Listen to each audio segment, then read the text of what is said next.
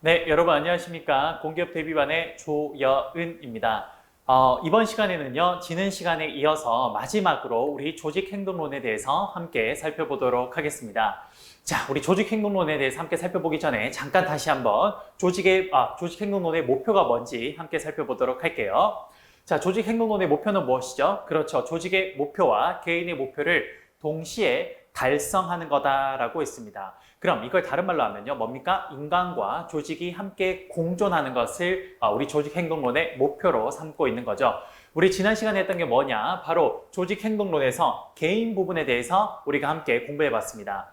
이 개인을, 개개인의 행동을 변화시켜서 조직이 가고자 하는 방향과 함께 잘 나아갈 때, 그때 가장 중요한 요소가 뭐냐? 그게 바로 개개인의 동기부여라는 거죠. 그래서 이 동기부여 이론에 대해서 우리가 쭉 다 설명을 드렸습니다. 그리고 쌤이 쭉 다 설명드리고 마지막에 하나를 설명 안 드렸는데 바로 그게 아담스의 공정성 이론이 되겠습니다. 그래서 이번 시간에는요. 지난 시간에 다 하지 못했던 우리 개인의 행동을 변화시켜서 조직의 방향과 함께 나아가는 데 있어서 가장 중요한 동기부여 이론에 대한 마지막 뭡니까? 아담스의 공정성 이론에 대해서 함께 잠깐 살펴보도록 하겠습니다. 됐습니까? 자, 그러면요. 아담스의 공정성 이론을 지금부터 한번 살펴볼 건데요. 자, 아담스의 공정성 이론은 다음과 같다라고 이야기를 합니다. 뭐냐? 아담스의 공정성 이론은 다음과 같은 이야기를 합니다.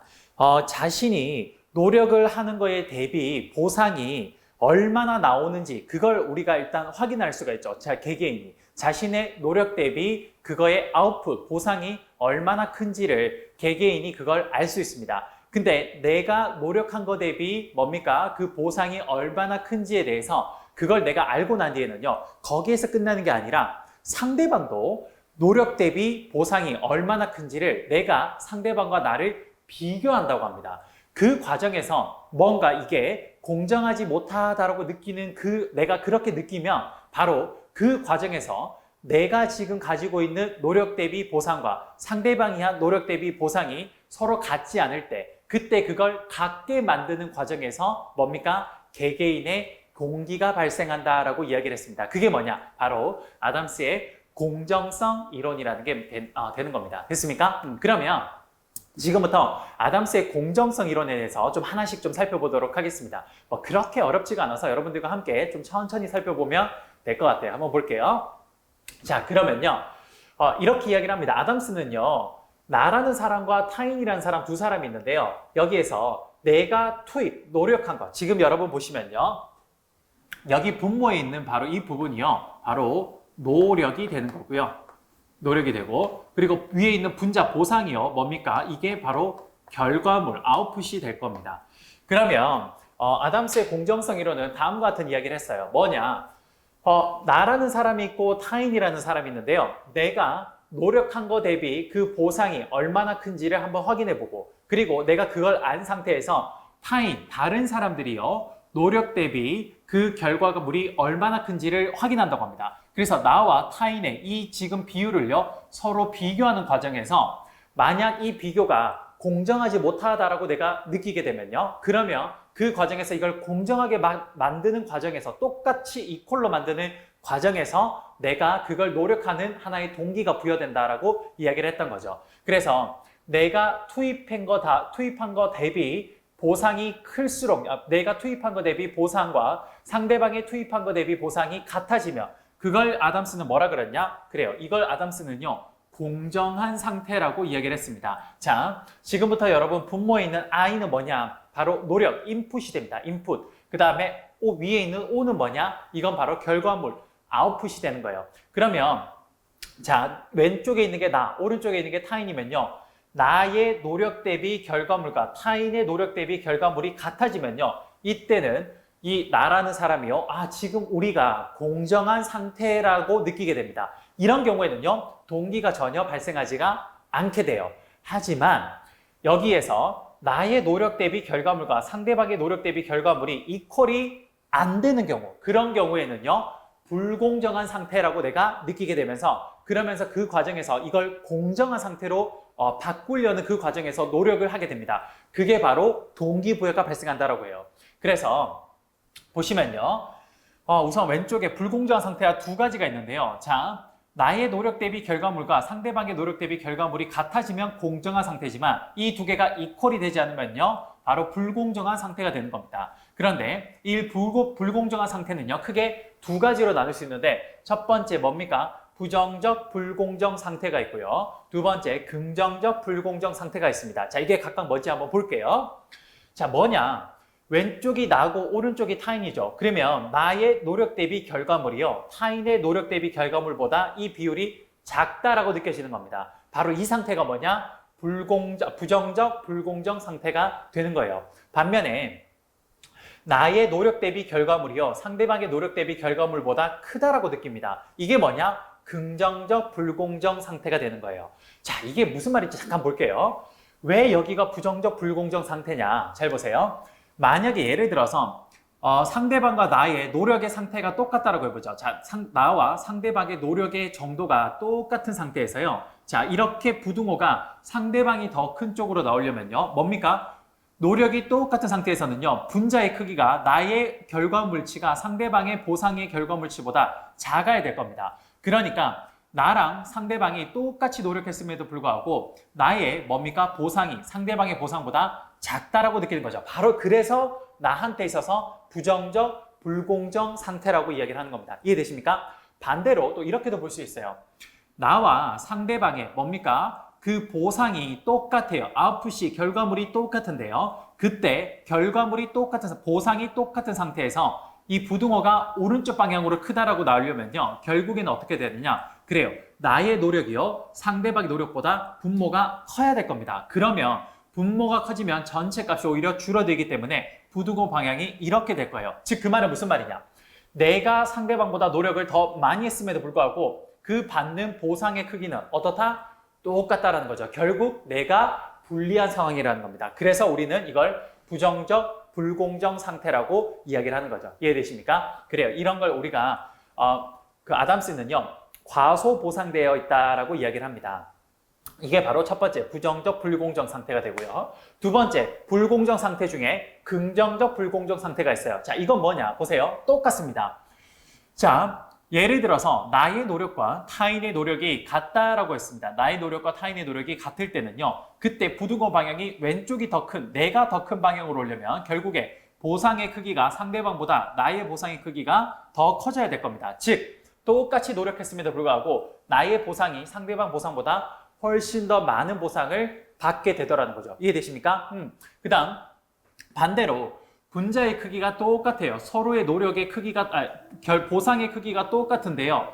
그 과정에서 뭡니까? 인풋, 지금 있는 이 노력의 크기 있지 않습니까? 그럼 이 노력의 크기가 내가 더 작아야만이 이 전체 값이 커지게 되겠죠. 그렇게 되니까 결국 내가 상대방보다 적게 노력했음에도 불구하고 그 보상의 크기는 똑같게 되면 부등호 방향이 왼쪽이 더 큰 방향으로 나올 겁니다. 바로 지금 어떠한 상황을 보더라도 내가 상대방보다 타인보다 훨씬 더 긍정적인 상황이 된다라는 겁니다. 이해되십니까? 예, 그래요. 그래서 이걸 바로 우리는 긍정적 불공정 상태라고 이야기를 하는 겁니다. 이해되십니까? 그래요. 이걸 우리가 아담 스미스는 과대보상되었다라고 이야기를 했습니다. 이해되세요? 바로 이런 상황입니다. 부정적 불공정 상태든 긍정적 불공정 상태든 내가 현재 불공정하다고 느끼는 과정에서 그 상황에서 이 부등호를 똑같이 이퀄로 만드는, 즉 이 상황에서 요렇게 혹은 이 상황에서 요렇게 만드는 과정에서 개개인의 동기가 발생한다라고 이야기를 했습니다. 자, 그러면 부정적 불공정 상태에서는 어떤 동기가 발생하냐? 자, 다음과 같은 동기가 발생하는 거죠. 뭐냐? 첫 번째, 뭐 이런 게 있을 겁니다. 자, 예를 들어서 나의 노력과 상대방의 노력이 같아요. 그 과정에서 보상의 크기가 상대방의 보상의 크기가 더 크고 내 보상의 크기가 작습니다. 그럼 이 과정에서 첫 번째 할 수 있는 노력은 뭐냐? 이겁니다.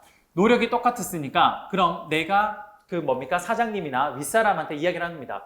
저 똑같이 노력했는데 상대방은 훨씬 더 많은 아웃풋을 가져가니까 나의 아웃풋도 올려주세요라고 이렇게 요구할 수 있을 겁니다. 맞습니까? 그걸 뭐라 그러냐? 우리가 산출 상향 조정이라고 합니다. 즉 이런 게 대표적으로 월급 인상을 요구하는 것들이 대표적인 게 되는 거죠. 그 다음 두 번째로 예를 들어서 월급을 받는 건 똑같아요. 그런데 그 노력이 내가 훨씬 더 컸고 상대방이 작습니다. 그 과정에서 과소보상 이런 부정적 불공정 상태가 발생했어요. 그럼 나는 어떻게 하냐? 이 상황에서는 오히려 나의 노력을 줄여버리게 될 겁니다. 바로 이런 방법도 하나의 해결책이 될 수 있겠죠. 그게 뭐냐? 투입을 하향 조정하게 되는 겁니다. 노력을 훨씬 더 줄여버리는 거죠. 그렇게 해서 이 부등호를 지금 현재 이렇게 부정적 불공정 상태로 부등호가 있는 걸 결국 등호로 이런 식으로 바꿔간다는 겁니다. 바로 그 과정에서 개개인의 동기가 발생해 갔더라는 거죠. 이해되십니까? 그러면 똑같겠네요. 긍정적 불공정 상태도 다음과 같이 볼 수 있겠습니다. 자, 보세요. 만약에 노력이 똑같아요. 그 과정에서 나의 월급이 상대방 월급보다 더 많습니다. 그 과정에서 해결할 수 있는 첫 번째 뭡니까? 당연히 뭡니까? 이런 결과물을 하향하는 거죠. 월급을 낮춰달라고 상사한테 요구하는 방향도 첫 번째 해결책이 될 겁니다. 그렇지만 솔직히 이렇게 월급을 낮춰달라고 말해주는 사람이 세상에 어디 있겠습니까? 그렇죠. 월급을 많이 주면 땡큐죠. 그러니까 사실 이건 되게 좀 비현실적이죠. 좀 더 현실적인 동기부여의 방법이 뭐냐? 바로 이거죠. 결국에 월급이 똑같을 때 상대방의 노력보다 내가 노력을 적게 했다라는 거죠. 그 과정에서 그러면 내가 노력을 상대방만큼 더 많이 하는 이런 방향으로도 갈 수 있을 겁니다. 그게 뭐냐? 바로 노력을 더해서 자신의 뭡니까? 이 지금 분모의 크기를 더 크게 올리는 이런 방향으로도 해결을 해 갈 수가 있을 겁니다. 이해되십니까? 이게 바로 뭡니까? 아담스의 뭐예요? 공정성 이론이라는 게 공정성 이론이 되겠습니다. 이해되십니까? 이런 아담스의 공정성 이론은요. 자, 몇 가지 좀 살펴볼 건데요. 잠시만요. 아담스의 공정성 이론에서 다음과 같은 것들을 몇 개 좀 보겠습니다. 자, 보시면 아담스의 공정성 이론은요. 다음과 같은 이야기를 해요. 이거는요. 인지 부조화 이론에 기초를 두고 있다라고 이야기를 합니다. 그리고 자신의 투입 대비 산출 비율과 타인의 투입 대비 산출 비율의 비교로 불공정성을 지각하는 이론이라고 이야기를 합니다. 그래서 불공정성을 지각한 후에는요, 과소보상에 대한 불만이나 과다보상에 대한 부담감 등의 긴장감이 조성되면서 개개인의 동기부여가 발생한다라고 이야기를 했던 겁니다. 이해되십니까? 네, 여기까지가 바로 전체 개인의 동기부여 이론에 대해서 쭉 다 설명을 드린 겁니다. 이해되십니까? 됐어요. 쌤이 서두에 말씀드린 것처럼요, 조직행동론은요, 크게 개인 차원과 집단 차원으로 나눌 수 있는데요. 자, 개인 차원의 가장 중요한 게 바로 동기부여 이론이었습니다. 개개인의 행동을 변화시켜서, 그래서 조직이 나아가고자 하는 방향과 함께 잘 나아갈 때 가장 중요한 게 뭐냐? 그 개인의 행동을 변화시키는데 가장 중요한 요소가 바로 동기부여라는 거죠. 그래서 지금까지 동기부여 이론을 쭉 다 설명을 드렸습니다. 이해되십니까? 그러면 다음은요, 집단 차원에 대해서 함께 좀 살펴보도록 하겠습니다. 자, 집단 차원요. 자, 집단 차원은 뭐냐? 이거예요. 개개인이 모여있는 집단이 있죠. 그럼 이 집단을 변화시켜서 조직이 나아가고자 하는 방향과 함께 잘 나아갈 수 있도록 하는 데서 이 집단의 행동을 변화시키는 데 있어서 가장 중요한 요소가 뭐냐? 바로 리더십이라는 겁니다. 그래서 우리 집단 차원에서는요, 바로 이 리더십 이론을 핵심으로 배우게 될 겁니다. 됐습니까? 그러면 리더십 이론이 뭐가 있냐? 리더십 이론은요, 크게 세 가지가 있습니다. 첫 번째, 특성 이론이라는 게 있고요. 두 번째, 행동 이론이라는 게 있고, 마지막 세 번째, 상황 이론이라는 게 있습니다. 왜 이렇게 세 가지가 있냐? 바로 리더십 이론의 발전 과정이 이런 순서로 했었어요. 특성 이론에서 행동 이론으로, 행동 이론에서 상황 이론으로 이렇게 리더십 이론이 발전해 왔었습니다. 이해되십니까? 그러면요, 지금부터 리더십 이론에 대해서 하나씩 좀 보도록 하겠습니다. 자, 첫 번째, 특성 이론에 대해서 함께 살펴보도록 하죠. 특성 이론. 자, 리더십 이론의 첫 번째 특성 이론이란 거 뭐냐? 바로 이거예요. 뭐냐? 리더는요, 결국에는 타고났다라는 거죠. 리더는. 그래서 특성 이론은요, 리더는 타고나는 거다. 리더는 어떤 특성을 가지고 있어서 그렇게 타고난 특징을 갖고 있다라는 게 바로 리더십 이론의 첫 번째 특성 이론입니다. 특성 이론의 대표적인 특성 이론을 가장 잘 보여주고 있는 우리가 흔히 말하는 문학 작품이 하나 있어요. 그게 뭐냐? 그게 바로 삼국지입니다. 삼국지. 여러분들 그 삼국지를 보시면요, 어때요? 거기 그 삼국지를 보면 그 수많은 영웅 호골들이 거기에 등장을 합니다. 우리가 흔히 알고 있는 유비, 관우, 장비, 그 다음 또 누가 있어요? 조조, 그 다음에 사마의, 또 제갈공명, 또 조자룡, 또 여포, 동탁, 여러 사람들이 있습니다. 맞습니까? 말 그대로 그 사람들을 영혼과 혹을 이 그 난세를 이끌어갔던 다 한 명 한 명마다 누구냐? 리더들이었어요. 그런데 삼국지라는 책을 가만히 보면요. 그 리더들의 특징들이 있어요. 특히 대표적으로 뭐 관우 같은 사람 한번 보세요. 관우는 어때요? 뭐 키가 엄청나게 크고요. 그리고 청룡 언얼도라는 그 큰 무기를 항상 이렇게 들고 다니면서 그걸 자유자재로 이렇게 활용할 수도 있었고, 그리고 수염이 길게 늘어나야 되고 코가 부리부리해야 되고 눈매가 뚜렷해야 되면서, 그러면서 뭐 귀는 이렇게 쫑긋해야 된다. 그런 것들을 삼국지를 읽어보시면 자세하게 어떤 묘사가 되어 있습니다. 그리고 그러한 특징을 가지고 있는 그런 리더들은요, 어떤 행동을 하고 어떤 특징을 가지고 있고, 그런 것들이 소설에 보면 아주 자세하게 설명이 되어 있어요. 바로 그겁니다. 리더는 타고나는 거기 때문에, 그래서 이러이러이러한 특징을 가진 사람들이 바로 리더다라고 이야기를 했다라는 거죠. 이해되십니까? 바로 삼국지는요, 바로 이 특성 이론을 가장 잘 보여주고 있는 그런 문학 작품이라고 보시면 될 것 같아요. 좀 어때요, 여러분? 들어보시면 조금 황당무계하죠. 이 특성 이론은요, 그래서 그런 리더들이 실질적으로 현실에서 리더로 활동하고 있는 사람들의 그런 특징들을 좀 잘 보고, 그래서 이 사람들이 타고난 기질을 갖고 있는 사람들이기 때문에 요런 기질이 있는 사람은 리더로 타고난 사람이야 라고 이야기를 했던 거죠. 조금 현실에 부합하지 않고 너무 좀 뭐라 그러죠? 수동적인 이론이었습니다. 그래서 사실 특성 이론은요, 그냥 별로 그냥 그 정도다라고 이야기만 하고 여기에서 거의 끝이 납니다. 그러면서 진일보한 이론들이 있죠. 그게 바로 두 번째 행동 이론이 됩니다. 특성 이론은요, 그냥 이 정도만 여러분들이 생각하시면 될 것 같아요. 그 리더는 타고나는 것이다 라고 이 정도로만 여러분들이 정리하시면 될 것 같습니다. 리더가 갖는 특성을 찾아서, 그래서 그런 특성을 가지고 있는 사람을 뽑아서 리더로 이렇게 자리에 앉혀놓겠다라는 게 바로 특성 이론이라는 거죠. 그냥 특성 이론은 그냥 뭐 간단하게 그 정도로 정리하시면 될 것 같아요. 그러면 행동 이론은 뭐냐? 저기서 진일보한 행동 이론은 다음과 같은 거죠. 리더의 행동들을 연구해서요, 유효한 리더십 스타일을 찾아내는 게 그게 바로 행동 이론이 되는 겁니다. 리더는요, 특성 이론은 타고나는 거라면요, 행동 이론은요, 이런 겁니다. 리더가 지금 현재 리더의 어떤 행동들을요, 잘 연구해 봅니다. 그러면 그런 행동들을 하면 그럼 누구나 리더가 될 수 있다라고 이야기를 하는 거죠. 특성 이론보다 좀 더 능동적인 리더십 이론이네요. 말 그대로 특성 이론에서 행동 이론으로 한 번 더 진일보한 그런 이론이라고 보시면 될 것 같습니다. 예를 들어서 이런 게 있죠.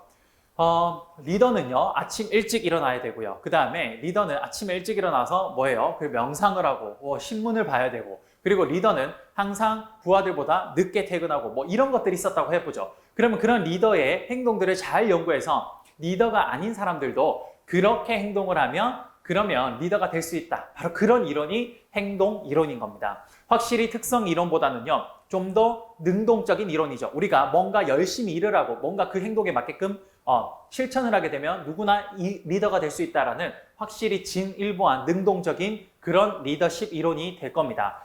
행동 이론의 대표적인 이론은 뭐냐? 그게 바로 관리 격자 모형이라는 게 있습니다. 자, 한번 볼게요. 관리 격자 모형이 뭔지.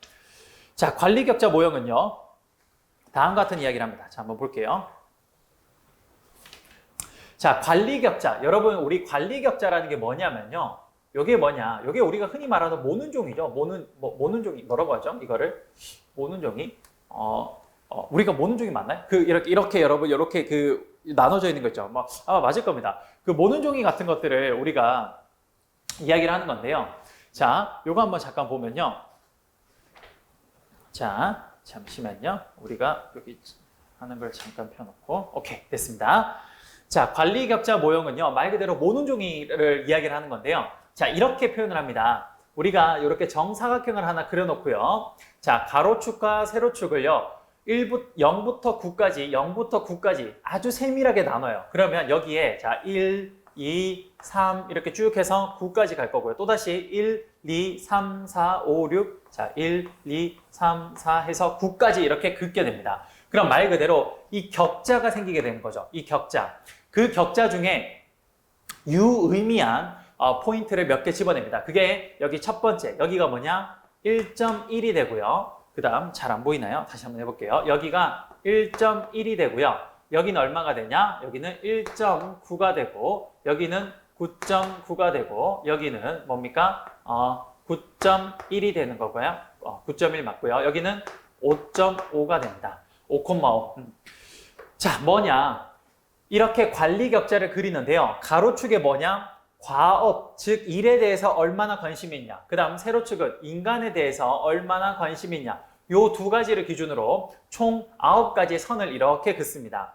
그러면 거기에서 가장 유의미한 포인트가 뭡니까? 1.1. 과업에 대해서도 크게 관심 없고 인간에 대해서, 즉 사람과의 관계에 대해서도 크게 관심 없는, 여기가 첫 번째 하나의 의미가 있는 리더십 스타일이 되고요. 또 과업에 대해서 관심은 없지만 인간에 대해서 굉장히 관심이 많은 1.9형도 있고요. 그 다음 과업에 대해서, 일에 대해서 관심도 많고 인간관계에 대해서 관심이 많은 여기 9.9형도 있고요. 그 다음 일에 대해서 관심은 많지만 인간에 대해서 관심 없는 9.1형이 있습니다. 그 다음 적절하게 과업과 인간의 중간쯤 되는 이 형이 있어요. 자, 이 각각에 대해서 이야기를 하는데요. 자, 이 각각에 대해서 뭐라고 지칭을 했냐면요. 1.1은 뭐냐? 여기는 바로 방임형이라고 했습니다. 방임형. 자, 1.1. 과업에 대해서, 즉 일에 대해서도 별로 관심 없고 사람에 대해서, 인간관계에 대해서 별로 관심 없는 이런 리더십 스타일을 우리는 방임형 리더십 스타일이라고 이야기를 했고요. 그 다음 두 번째. 일에 대해서 별로 관심 없지만 사람에 대해서는 굉장히 관심이 많은, 여기를 뭐라 그러냐? 바로 인간 중심적이라고 했습니다. 인간 중심적. 바로 인간 중심적 리더십 스타일이 여기가 되는 겁니다. 그 다음에요. 인간, 즉 사람과의 관계에 대해서는 별로 관심 없지만 즉 일에 대해서는 굉장히 관심이 많은 이런 리더십 스타일을 우리 뭐라 그러냐면요. 이걸 바로 생산지향적 리더십 스타일이라고 이야기를 했습니다. 여기를요. 그 다음 마지막, 사람과의 관계에 대해서도 관심 많고 일에 대해서도 관심 많은 9.9를 뭐라 그랬냐? 이거를 팀형이라고 했습니다. 팀형. 그 다음에 가운데 있는 5.5. 자, 사람에 대해서도 인간관계에 대해서도 중간쯤, 일에 대해서도 중간쯤인 이 형을요. 우리 뭐라 그러냐? 절충형 리더십 스타일이라고 했습니다. 절충형 리더십 스타일이라고 이야기를 했어요. 자, 이렇게 관리 격자 모형은요. 일에 대해서 관심도와 인간관계에 대한 관심도를 총 9가지로 분류해서 그 중에서 유의미한 총 5가지의 포인트를 뽑아냈던 겁니다. 1.1, 9.1, 1.9, 9.9, 5.5 이렇게 표현을 했던 거죠. 그러면 각각의 리더십 스타일이 있는데 이렇게 이야기를 합니다. 행동이론에서. 자, 관리 격자 모형에서는요. 이런 총 5가지의 유의미한 리더십 스타일이 있는데 이 중에서 가장 의미가 있는 리더십 스타일이 뭐냐? 바로 이겁니다. 9.9 팀형이라는 거죠. 여기. 그래서 이렇게 이야기를 합니다. 우리가 행동이론에서는 이런 이야기를 해요. 자, 리더는요. 이러이러한 행동을 하면 되는데 그런 행동을 하면 리더가 될 수 있는데 그 행동이 뭐냐? 바로 팀형이라는 겁니다. 생산, 즉 일에 대해서 관심도 많고 인간관계에 대해서도 관심이 많을 때 그럴 때 그렇게 행동하는 사람이 바로 리더가 될 수 있다라고 이야기를 합니다. 바로 특성이론에서는 리더는 이러이러한 특징을 가지고 있어서 타고나는 거야 라고 이야기를 했지만 행동이론에서는 그게 아니네요. 누구나 리더가 될 수 있는데 리더는 이러이러한 행동을 하면 누구나 리더가 될 수 있는데 그 행동이 뭐냐? 그래요.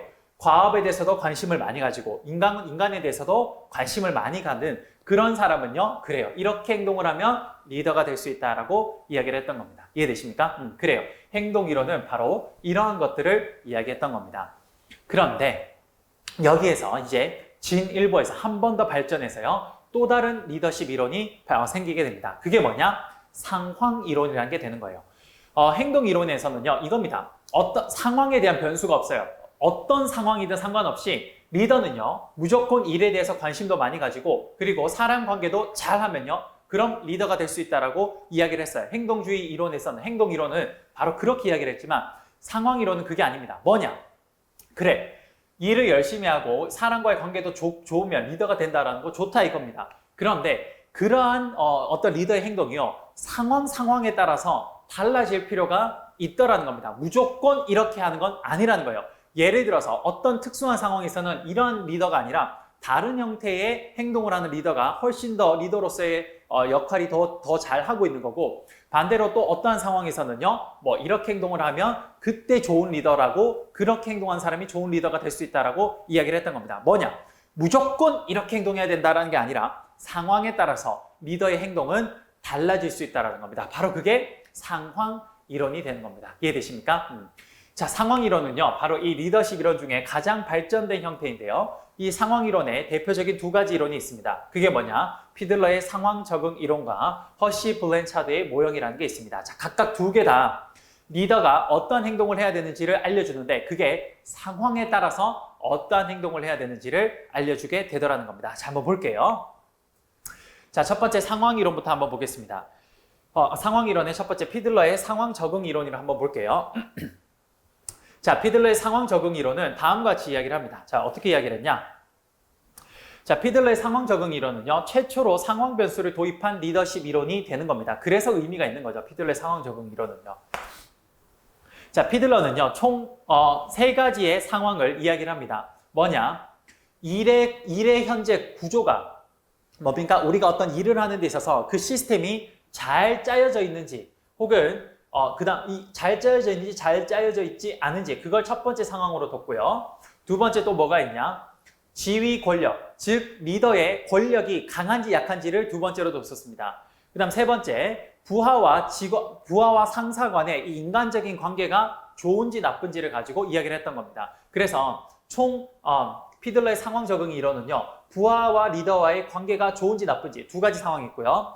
과학 구조가 구조화되어 있는지 비구조화되어 있는지 두 가지가 있고요. 그 다음에 리더의 권력이 강한지 약한지 또 두 가지가 있습니다. 즉 두 가지가 동시에 있다 보니까 총 8가지의 상황이 여기서 발생하게 되는 겁니다. 그래서 총 이렇게 보시면 8가지 상황이 발생하더라는 겁니다. 피들러의 상황 적응 이론은 총 하나, 둘, 3가지의 상황을 가지고 이야기를 했었어요. 자, 한번 볼게요. 리더와 부하와의 관계, 즉 인간관계가 좋은지 나쁜지를 첫 번째 이야기를 합니다. 그 다음 두 번째, 과업 구조가요, 구조적인지 비구조적인지를 가지고 또다시 두 가지로 상황을 분류해요. 그 다음 리더의 권력이 강한지 약한지를 가지고 또다시 두 가지로 분류합니다. 그럼 이렇게 분류를 하면 총 8가지의 상황이 나오는데요. 이 상황에 따라서, 자, 어떤 상황이냐에 따라서 리더가 해야 되는 행동이 달라진다는 거죠. 한번 볼게요. 예를 들어서 리더와 부하의 관계가 좋고요. 그 다음에 지금 현재 시스템이 과학 구조가 그 일의 시스템 자체가요 굉장히 구조적입니다. 그 다음에 리더의 권한이요 굉장히 강한 상태예요. 그러면 리더와 부하의 관계가 좋고 과학 구조가 구조적이고 그 다음 지휘 권력이 강하다면요 바로 1번 상황이 되겠네요. 맞습니까? 이런 상황일 때는 굉장히 리더십 상황이 유리한 상황인데 이럴 때는 어떻게 해야 되냐? 자, 이 1번 상황을 쭉 올라가 보면요. 이 그래프가 그려져 있는데 그 그래프와 만나는 점을 찍습니다. 그럼 여기서 쭉 1번 상황 올라가 보면 여기가 되는데 이때 왼쪽으로 딱 가서 보면요. 이 상황에서는 어떻게 되냐? 그래요. 과업 중심적인 리더십을 발휘하면 된다라고 그래요. 피들러의 상황 이론에서는 이야기를 하는 겁니다. 그 다음 또 예를 들어서 이거랑 완전 반대로 리더와 부하의 관계가 나빠요. 그 다음 과학 구조가 지금 일의 시스템이요 비구조적입니다. 그 다음 리더의 권력이 약한 상황이에요. 그럼 그때는 상황이 비구조적, 약하니까 쭉 올라가 보면 그게 바로 상황이 8번째 상황, 8번 상황입니다. 이때 8번 상황이 쭉 올라가 보면요. 바로 여기에 점이 찍히는데 그때도 쭉 가보면 어떤 식으로 리더십을 발휘해야 된다? 그렇네요. 과업 구조적인 리더십을 발휘해야 된다라고 그래요. 피들러는 이렇게 이야기를 했던 겁니다. 이해되십니까? 반면에 약간 어정쩡한 상황이에요. 보세요. 리더와 부하의 관계는 좋습니다. 그런데 과업 구조가 비구조적이에요. 그리고 리더의 권력도 약한 상황입니다. 그 상황이 쭉 가보면 4번 상황이 되는데 이 4번 상황은요. 쭉 올라가 보면 바로 여기 그래프 여기가 만나네요. 왼쪽으로 가보면 그래요. 지금은요.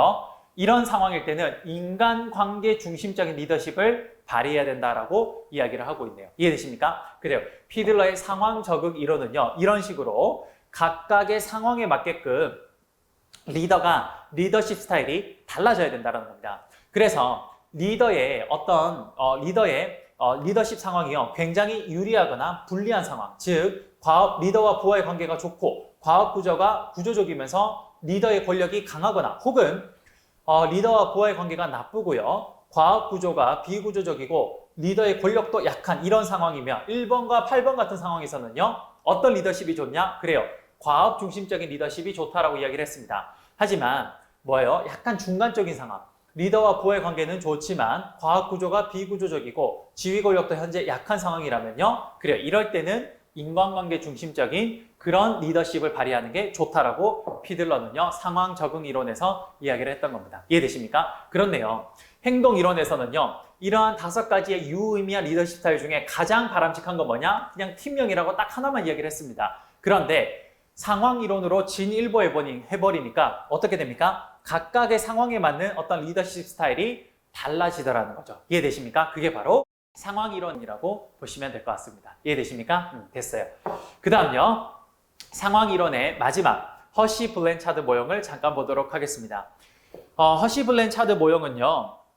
바로 이겁니다. 허시 블랜차드 모형은요. 바로 부하의 성숙도를 상황 이론의 하나의 요소로 넣었다라는 게 굉장히 의미 있는 그 뭐라 그럴까요?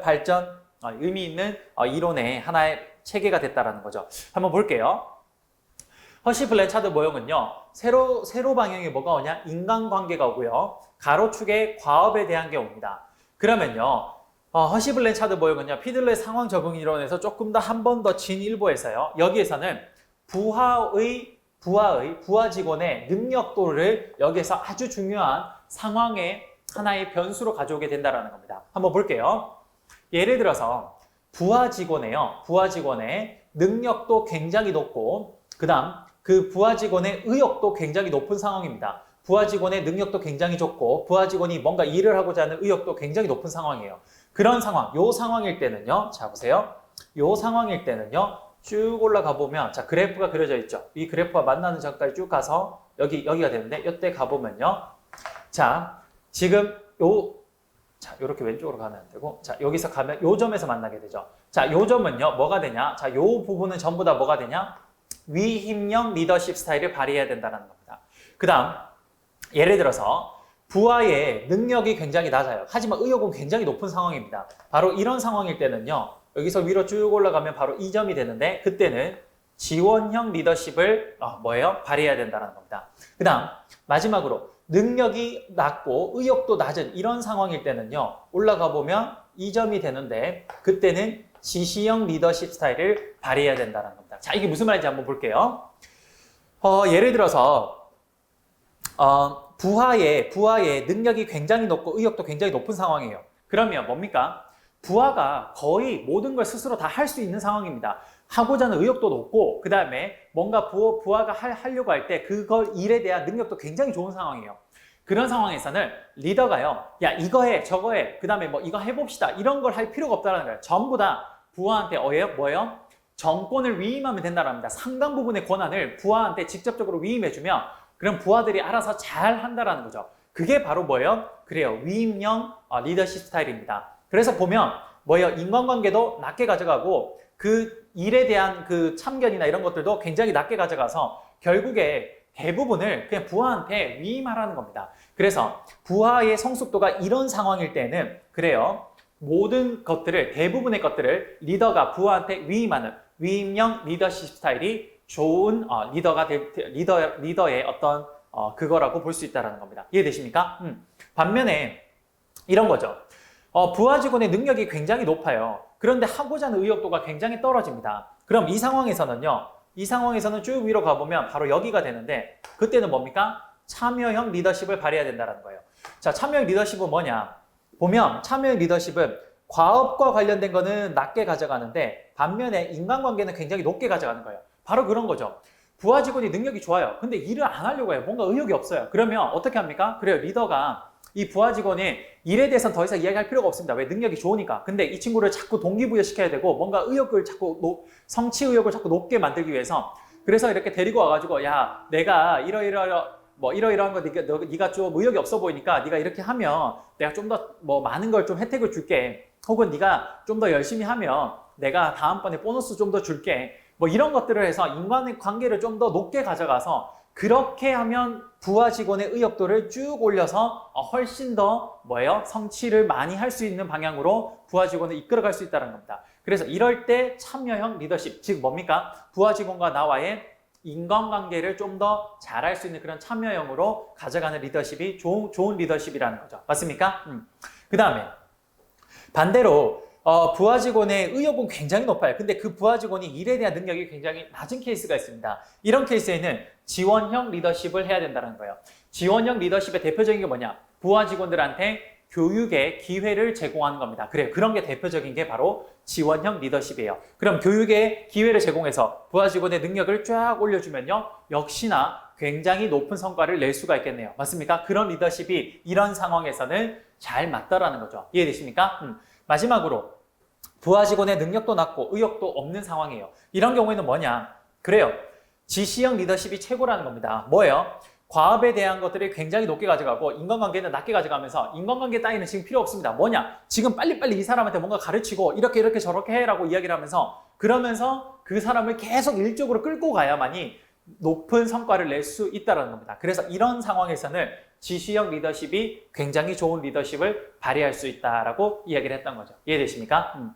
허시 블랜차드 모형은요, 가장 의의를 가지는 게 뭐냐? 바로 부하의 성숙도를 하나의 상황으로 가져왔다라는 게 아주 큰 이 모형의 의의가 될 것 같습니다. 이해되십니까? 이렇게 하면 우리가 조직 행동론에 대한 설명을 전부 다 마쳤습니다. 이해되십니까?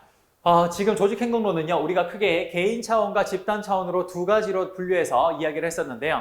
즉, 개인은요, 뭡니까? 개개인의 행동을 변화시켜서 그래서 조직이 나아가고자 하는 방향과 함께 잘 이끌어갈 때 그 개개인의 행동을 변화시키는 가장 큰 핵심적인 요소가 뭐냐? 그게 바로 동기부여라는 겁니다. 그 다음, 집단 차원에서는요, 집단을 잘 변화시켜서 조직이 나아가고자 하는 방향과 함께 잘 나아갈 때 그 조직을 잘 변화시키는 데 있어서 핵심 요소가 뭐냐? 리더십이었다는 거죠. 그래서 우리는 개인 차원에서 동기부여 이론을 봤고요. 집단 차원에서는 리더십 이론을 봤었던 겁니다. 이해되십니까? 그래서 우리 동기부여 이론에서 뭐예요? 매슬로우의 욕구 단계 이론 뭐 이런 것들을 봤었죠.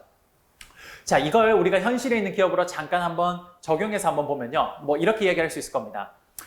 첫 번째 개인 차원에서의 매슬로우 욕구 단계 이론은요. 현실에 있는 기업들을 이렇게 활용을 해요. 삼성이라는 기업을 보면요.